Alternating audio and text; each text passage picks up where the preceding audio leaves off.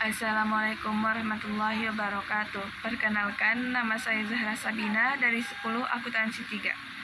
Di sini saya akan menjelaskan dampak penjajahan Jepang bagi bangsa Indonesia di dalam bidang ekonomi.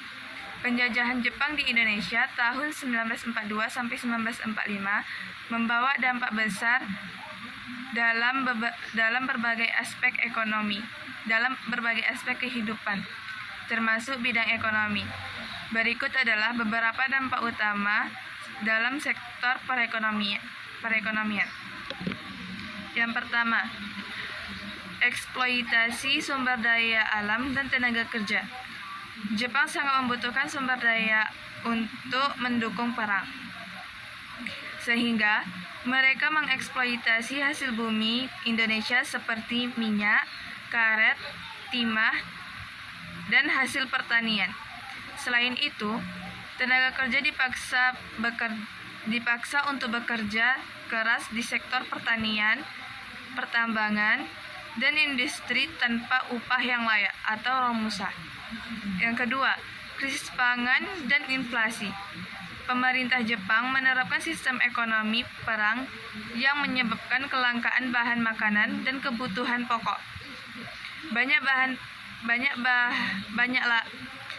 lahan pertanian dialihkan untuk kepentingan perang, sehingga produksi beras menurun drastis. Selain itu, pencetakan uang tanpa kontrol menyebabkan inflasi tinggi, sehingga harga barang melambung dan rakyat semakin menderita. Yang ketiga, monopoli dan pengendalian ketat ekonomi. Jepang mengambil alih perusahaan Belanda dan mengendalikan sektor ekonomi sepenuhnya. Mereka menerapkan sistem ekonomi terpusat yang mengutamakan kepentingan militer Jepang, membuat rakyat Indonesia kehilangan kontrol atas perekonomian mereka sendiri.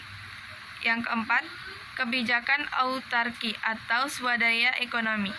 Jepang memaksa rakyat untuk memenuhi kebutuhan sendiri tanpa banyak bergantung pada impor. Mereka mewajibkan untuk bercocok tanam dengan sistem tanam paksa untuk memenuhi kebutuhan perang. Namun, kebijakan ini justru menyebabkan krisis pangan yang semakin parah. Yang kelima, kerusakan infrastruktur dan kemunduran industri. Selama penduduk Jepang banyak infrastruktur ekonomi seperti jalur kereta api, pabrik, dan perkebunan rusak akibat perang. Sektor industri yang sebelumnya berkembang di era kolonial Belanda justru menurun karena Jepang lebih fokus pada produksi perang.